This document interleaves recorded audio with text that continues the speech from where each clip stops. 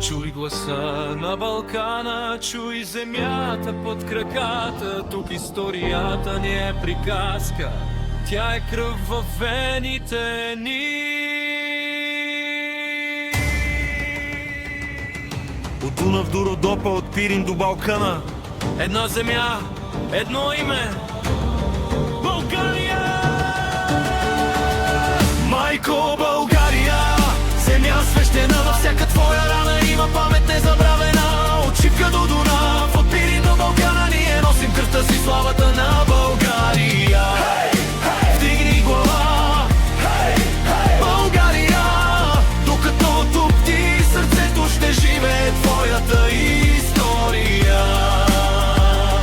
През 700-та година и 68-ма Спарух прекуси Дунава, не със страха, с воля. Конете гажат вятъра, мечовете режат мрака. Нова държава се ражда в земята между Дунав и Тракия. Близка става столица, знамето се вдига високо. Уханът гледа към небето, народът вече има посока. Крум, желязна ръка, законът тежи като камък. Враговете идва с армия, връщат се само като спомен. После идва Омуртаг, строй камък върху камък. Човек дори добре да живее, умира и друг се ражда. Но държавата остава и времето не я пречупва.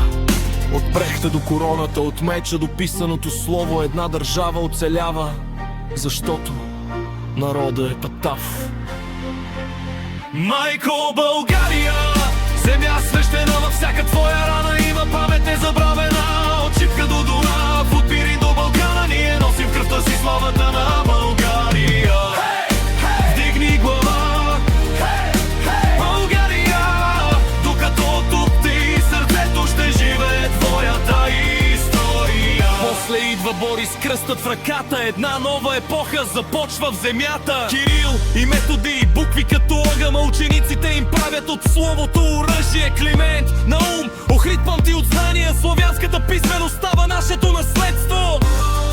И тогава Симеон, цар на царете, с меч в едната ръка, с книга Тодата, златният век, България свети. Преслав говори, книжовници пишат, а Европа гледа как българската култура диша. Симеон пред портите, няма страх, няма отстъпление. Това не е просто битка, това е българско поколение. После идват години тежки, но духа не умира. Самуил стои в планината срещу цяла империя. Очите му виждат битки, ръцете му държат меча, а България още диша, дори когато времето я сече. И после Асен и Петър, Търново вдига бабе.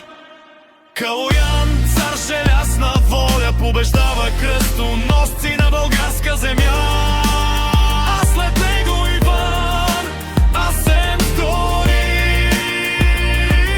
Държава от Дунав до Бяло море, Търново столица, България сила, короната блести над цяла земя.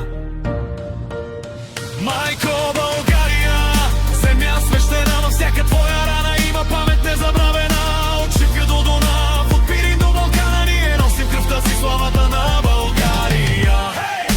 Вдигни глава, България, няма сила на света, която да убие паметта. После идват черни години, тишина по старите крепости, пепел по площадите, камбани безгласно помни. Народа не умира, когато пази паметта си. В манастири се крие словото, в песните остава историята. Баба разказва на внучето, че някога сме били корона. 5 века тежат на раменете, но не могат да щупят духа, защото някъде в Балкана се ражда новата боя. Левски с мъже пред очите, носа свобода в душата.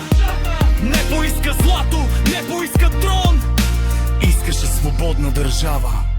Ботев тръгва с четата, скучва срещу пиянята. Кой те падне в бой, си свободен, не ставаш чист за историята. И идва шика. Ова срещу по-шум, шефо хора, срещу армия. Стана лидер, нека ли творице, трудно спия.